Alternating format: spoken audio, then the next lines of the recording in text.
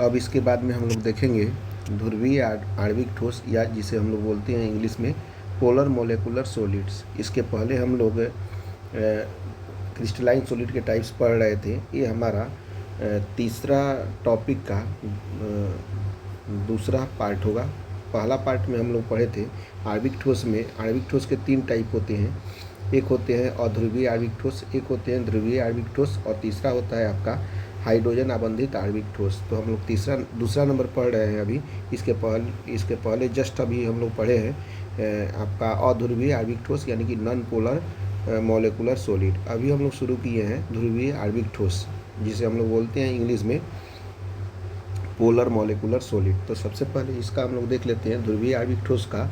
जैसे कि हम लोग सीक्वेंस वाइज में पढ़ रहे हैं, तो सबसे पहले हमने पढ़ा कि इसका अवयवी कण क्या होता है। ध्रुवीय आणविक ठोस का अवयवी कण जो होता है वह निश्चित रूप से इसका अवयवी कण क्या होगा। ध्रुवीय आणविक ठोस नाम से ही पता है, तो निश्चित रूप से अवयवी कण इसके हो जाएंगे ध्रुवीय अणु, इसके अवयवी कण हो जाएंगे। तो आप सब लिखेंगे कि इसका जो ध्रुवीय आणविक ठोस के अवयवी कण जो हैं ध्रुवीय अणु हैं, ठीक है। यानी कि पोलर मॉलिक्यूल भी हम लोग बोल सकते हैं। इसको बोलने के लिए हम लोग बोल सकते हैं पोलर मॉलिक्यूल। आराम से ऐसे लिख लीजिएगा, पोलर मॉलिक्यूल, ठीक है। अच्छा, उसके बाद में कौन सा बंध यहाँ पे काम करेगा, ठीक है। यहाँ पे दूसरा नंबर में हम लोग लिखेंगे कि परमाणुओं के बीच में जो है कौन सा बंध काम करेगा। 2 परमाणुओं के बीच में, इसे मैं डायग्राम से भी समझाऊंगा, एक बार लिख लीजिए। परमाणुओं के बीच में जो है जो बंध काम करेगा वह बंध होगा परमाणुओं के बीच में ध्रुवीय सहसंयोजन बंध काम करेगा। परमाणुओं के बीच में, मैंने दोनों परमाणुओं के बीच में, जैसे मान लीजिए कि HCl है, तो ये हाइड्रोजन और क्लोरीन के बीच में जो है ध्रुवीय सहसंयोजन बंध काम करेगा। ध्रुवीय सहसंयोजन बंध काम करेगा, इसे मैं डायग्राम से भी समझाऊंगा। और अणुओं के बीच में जो होगा वह कौन सा आकर्षण बल काम करेगा, तो द्विध्रुव आकर्षण बंध या आकर्षण बल काम करेगा। तीसरा नंबर में पॉइंट में हम लोग लिखेंगे कि अणुओं के बीच में जो होगा, अणुओं के बीच में जो होगा वह द्विध्रुव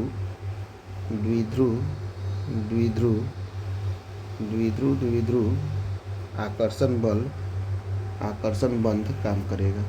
आकर्षण बंध काम करेगा, ठीक है। ये 3 चीज पर हम लोग लिखेंगे, यानी कि इसको इंग्लिश में अगर बोलना चाहें तो डाइपोल डाइपोल एट्रैक्शन बॉन्ड, इसको हम लोग बोलेंगे डाइपोल एट्रैक्शन बॉन्ड बोल सकते हैं, ठीक है। ये हमारा काम करेगा। अब इसे हम लोग एक बार डायग्राम से भी समझ लेते हैं। हम एग्जाम्पल ले रहे हैं, यहाँ पर एग्जाम्पल के तौर पे HCl को लेते हैं। यानी कि ये HCl जो होता है निश्चित रूप से हाइड्रोजन और इसके बीच में जो है क्लोरीन, ये दोनों को मिलने से बनेगा। फिर उसके बाद में हाइड्रोजन बंध जो है क्लोरीन से जुड़ा होगा, फिर से यहाँ पे हाइड्रोजन बंध जो होगा क्लोरीन से जुड़ा होगा। निश्चित रूप से इसमें तो कोई दिक्कत नहीं है। तो क्लोरीन के पास में ये ज़्यादा होगा, तो यहाँ पे इलेक्ट्रोनेगेटिविटी क्लोरीन का ज़्यादा होता है हाइड्रोजन से, तो इससे ये जुड़ा रहेगा। तो यहाँ पे हो जाएगा डेल माइनस और यहाँ पे हो जाएगा डेल प्लस। ठीक उसी तरह से यहाँ पे भी निगेटिविटी ज़्यादा होगा क्लोरीन की तरफ, तो यहाँ पे डेल माइनस और डेल प्लस हो जाएगा। अगेन यहाँ पे भी डेल माइनस और डेल प्लस हो जाएगा। तो यहाँ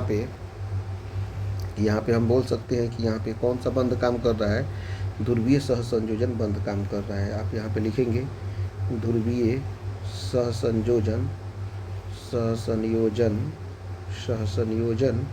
बंध काम कर रहा है, ठीक है। और निश्चित रूप से इन दोनों के बीच में जो है एट्रैक्शन फोर्स कौन काम कर रहा है, हाइड्रोजन और क्लोरीन के बीच में। तो आप लिखिएगा द्विध्रुव आकर्षण बल काम कर रहा है, आकर्षण बल काम कर रहा है, ठीक है। यानी कि हम लोग लिख सकते हैं डाइपोल एट्रैक्शन फोर्स काम कर रहा है, ठीक है, दोनों के बीच में ये काम कर रहा है। यानी कि अभी तक हम लोगों ने क्या पढ़ा, द्विध्रुव आणविक ठोस के अवयवी कण जो है ध्रुवीय अणु हैं, यानी कि पोलर मॉलिक्यूल। परमाणुओं के बीच में जो है ध्रुवीय सहसंयोजन बंध काम कर रहा है और अणुओं के बीच में जो है द्विध्रुव आकर्षण बल काम कर रहा है। यहाँ पे HCl का एग्जाम्पल लेकर HCl से हम लोग दर्शा दिए। यहाँ पे दोनों के बीच में जो है ध्रुवीय सहसंयोजन बंध काम कर रहा है, क्योंकि क्लोरीन मोस्ट निगेटिविटी होता है, तो क्लोरीन के पास में डेल माइनस डेल प्लस, ठीक उसी तरह से क्लोरीन के पास में del minus del plus, chlorine के पास में डेल माइनस डेल प्लस, तो इसीलिए हाइड्रोजन और क्लोरीन के बीच में द्विध्रुव आकर्षण बल यहाँ पे काम कर रहा है।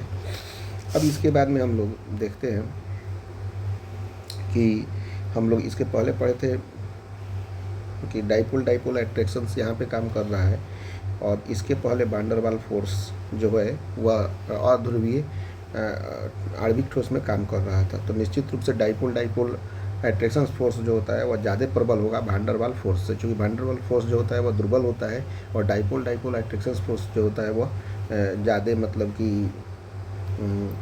कि प्रबल होता है। तो यानी कि हम लोग लिख सकते हैं यहाँ पे कि डाइपोल अट्रैक्शन जो होगा, डाइपोल अट्रैक्शन जो होगा निश्चित रूप से बड़ा होगा, किससे, वान डेर वाल फोर्स से या वान डेर वाल बंध से। आप लिख सकते हैं वान डेर वाल बंध से।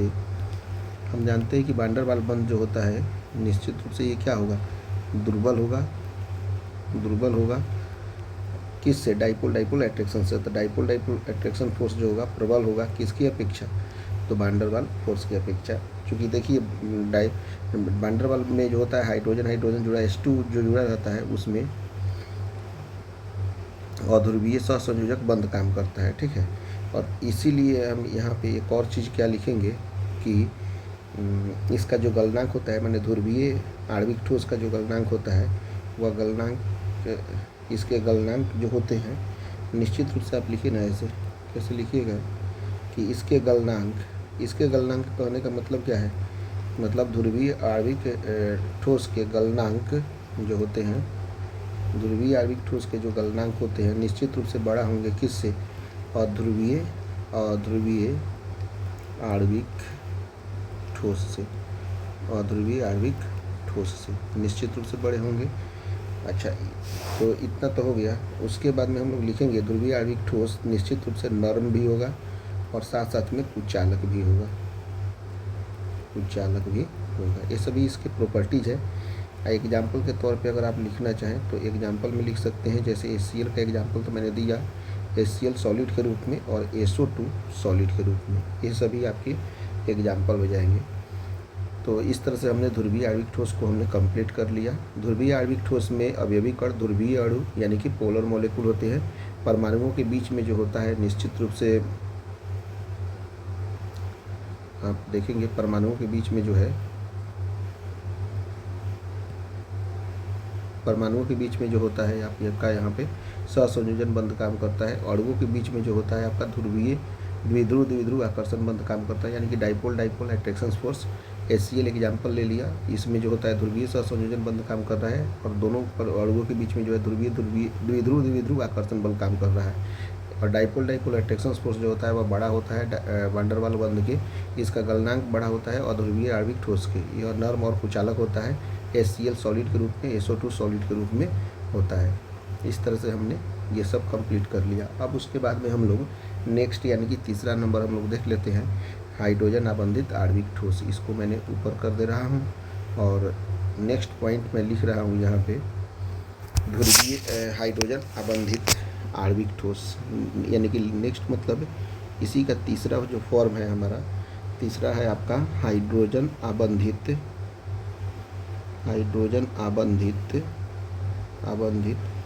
आणविक ठोस। नेक्स्ट टॉपिक लिखिएगा हाइड्रोजन आबंधित आणविक ठोस, यानी कि हम लोगों ने पहले ही लिखा है H बॉन्डेड, यानी कि हाइड्रोजन बॉन्डेड मॉलिक्यूलर सॉलिड, ठीक है, ये आपका हो गया। इसे आप लिखिए और यहाँ से हम लोग शुरू करते हैं ये वाला टॉपिक को पढ़ना। सबसे पहले हाइड्रोजन आबंधित आणविक ठोस के अवयवी कण जो हो जाएंगे वो क्या होंगे? अवयवी कण आप लिखिएगा। इसकी अवयवी कण निश्चित रूप से हाइड्रोजन बॉन्ड बनाने वाले अणु होंगे। हाइड्रोजन बॉन्ड बनाने वाले अणु होंगे, यानी कि हाइड्रोजन बॉन्ड बनाने वाले अणु होंगे। ठीक है, यानी कि हाइड्रोजन आबंधित आणविक ठोस के अवयवी कण में हाइड्रोजन बॉन्ड बनाने वाले अणु ही होंगे। इसका एग्जाम्पल अगर आप लिखना चाहिएगा तो एग्जाम्पल लिख सकते हैं हाइड्रोजन फ्लोराइड यानी कि HF सॉलिड के रूप में, उसके बाद में H2O सॉलिड के रूप में, उसके बाद में NH3 भी सॉलिड के रूप में, या उसके बाद में CH3OH ये भी रहेगा आपका सॉलिड के रूप में। इस तरह से ये सभी एग्जाम्पल हो सकते हैं। अच्छा, दूसरा चीज़ क्या है कि परमाणुओं के बीच में आकर्षण बल जो काम करेगा, लिखिएगा, परमाणु के बीच जो आकर्षण बल काम करेगा, परमाणुओं के बीच आकर्षण बल जो काम करेगा वो क्या होगा? ध्रुवीय सहसंयोजन बंध होगा। ध्रुवीय सहसंयोजन बंध काम करेगा। ध्रुवीय सहसंयोजन बंध काम करेगा। और अगला पॉइंट होगा कि अणुओं के बीच में जो आकर्षण बल काम करेगा, अणुओं के बीच आकर्षण बल जो काम करेगा निश्चित रूप से वह होगा हाइड्रोजन बॉन्ड, यानी कि हाइड्रोजन बॉन्ड काम करेगा। ठीक है, और अगला पॉइंट है कि यह विद्युत का कुचालक होता है। हाइड्रोजन आबंधित आणविक ठोस जितने भी होते हैं वे सभी विद्युत के क्या होते हैं? कुचालक होते हैं। विद्युत के कुचालक होते हैं, लेकिन कब? रूम टेम्परेचर पर जितने भी हाइड्रोजन आबंधित आणविक ठोस होते हैं वे सभी विद्युत के कुचालक होते हैं। ठीक है, एक एग्जाम्पल हम ले लेते हैं। एग्जाम्पल जो मैंने लिया था उसको मैं समझा देता हूँ। HF सॉलिड के रूप में दोनों के बीच में बनेगा H और यहाँ पे F, फिर उसके बाद में हाइड्रोजन फ्लोरीन, फिर उसके बाद में हाइड्रोजन फ्लोरीन। इस तरह से एग्जाम्पल हो गया। इसको मैं एक्सप्लेन कर रहा हूँ। इन दोनों के बीच में जो है निश्चित रूप से ध्रुवीय सहसंयोजन बंध काम करेगा। ध्रुवीय सहसंयोजन बंध काम कर रहा है। ठीक है, क्योंकि फ्लोरीन मोस्ट निगेटिव होता है। ठीक है, निगेटिविटी प्रदर्शित करता है, इसलिए यहाँ पे माइनस हो जाएगा, माइनस डेल, और यहाँ पे हो जाएगा प्लस डेल। ठीक, इस तरह से यहाँ पे प्लस डेल, माइनस डेल, यहाँ पे भी प्लस डेल और minus del and so on, इस तरह से होगा। और इन दोनों के बीच में हाइड्रोजन उपस्थित होने के कारण हाइड्रोजन बंध यानी कि हाइड्रोजन बॉन्ड काम करेगा। ठीक है, ये सारी चीज़ है। क्योंकि हाइड्रोजन जो होता है निश्चित रूप से ये 3 से अगर बनाएगा तो यहाँ पे निगेटिविटी प्रदर्शित करेगा। एक फ्लोरीन, उसके बाद में ऑक्सीजन और उसके बाद में नाइट्रोजन। ये सभी जो है हाइड्रोजन बॉन्ड बनाएंगे, यानी कि फ्लोरीन रहे, ऑक्सीजन रहे या नाइट्रोजन रहे, क्योंकि ये सभी मोस्ट निगेटिविटी प्रदर्शित करते हैं, इसीलिए हाइड्रोजन बॉन्ड यहाँ पे बनेगा। लेकिन Cl के साथ नहीं बनेगा, क्योंकि इन तीनों से कम वो निगेटिविटी होता है, इसलिए HCl के साथ जो होता है वह हाइड्रोजन आबंधित बंध न बनकर निश्चित रूप से उसके साथ जो होता है वह ध्रुवीय आणविक ठोस बनता है, न कि हाइड्रोजन बॉन्ड बनता है। इतना तो समझ में आ गया होगा। उसके बाद में कुछ नेसेसरी पॉइंट को हम लोग यहाँ से लिख लेते हैं। एक मिनट, इसको मैं ऊपर करता हूँ और यहाँ पे मैं लिखता हूँ। सबसे नोट्स बनाकर आप लिखिएगा। नोट 1 में लिखिए आप, क्या लिखिएगा कि हाइड्रोजन आबंधित आणविक ठोस जो होते हैं, लिखिएगा हाइड्रोजन आबंधित को मैं इसे लिख देता हूँ, आबंधित आणविक ठोस, हाइड्रोजन आबंधित आणविक ठोस। ठीक है, हम लोगों ने पढ़ा है। उसके बाद में हमने क्या पढ़ा है? ध्रुवीय आणविक ठोस पढ़ा है, ध्रुवीय आणविक ठोस पढ़ा है। और तीसरा नंबर पे हमने क्या पढ़ा है? अध्रुवीय आणविक ठोस पढ़ा है, अध्रुवीय आणविक ठोस हमने पढ़ा है। ठीक है, ये 3 चीज़ों को मैंने पढ़ा है। तो इसमें आप लिखिएगा कि हाइड्रोजन बॉन्ड की प्रबलता जो होती है, हाइड्रोजन बॉन्ड की प्रबलता सबसे अधिक होती है उससे कम जो होता है डाइपोल डाइपोल डाइपोल डाइपोल एट्रैक्शंस की होती है, और सबसे कम होता है वांडरवाल बल वांडरवाल बल का वांडरवाल बल का। ठीक है, ये आप समझ लीजिए। सबसे ज़्यादा जो प्रबलता जो होती है, यहाँ पे लिख लीजिएगा प्रबलता। हम लोग प्रबलता के बारे में जब जिक्र कर रहे हैं तो हाइड्रोजन बॉन्ड की प्रबलता सबसे अधिक होती है, उससे कम डाइपोल डाइपोल एट्रैक्शंस की होती है, और सबसे कम होती है वान डेर वाल फोर्स की। उसके बाद में नेक्स्ट हम लोग पॉइंट जो चेक करेंगे वह होगा आपका गलनांक। ठीक है, गलनांक पोजीशन को चेक करेंगे तो गलनांक पोजीशन में जो होता है सबसे ज़्यादा गलनांक जो होता है आपका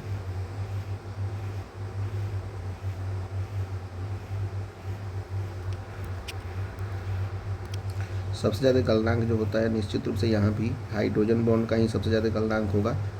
उसके बाद में होगा पोलर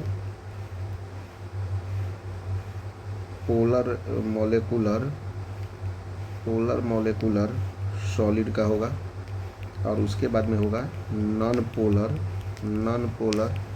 मोलेकुलर सॉलिड का होगा। इस तरह से दो हम लोग समझ लिए। ये कभी कभी आपका एक नंबर के क्वेश्चन में कभी कभी पूछ देता है कि इसका प्रबलता का आप मैंने सीक्वेंस बताइए, तो सबसे ज़्यादा प्रबलता हाइड्रोजन बॉन्ड का होता है, उसके बाद जो होता है डाइपोल डाइपोल अट्रैक्शन फोर्स का होता है, और तीसरा नंबर पे वान डेर वाल फोर्स का होता है। गलनांक में सबसे ज़्यादा गलनांक हाइड्रोजन बॉन्ड का होता है, उसके बाद पोलर मोलेकुलर सॉलिड का होता है, और सबसे लास्ट में नॉन पोलर मोलेकुलर सॉलिड का होता है। इस तरह से हमने ये हाइड्रोजन बॉन्ड को कंप्लीट कर लिया।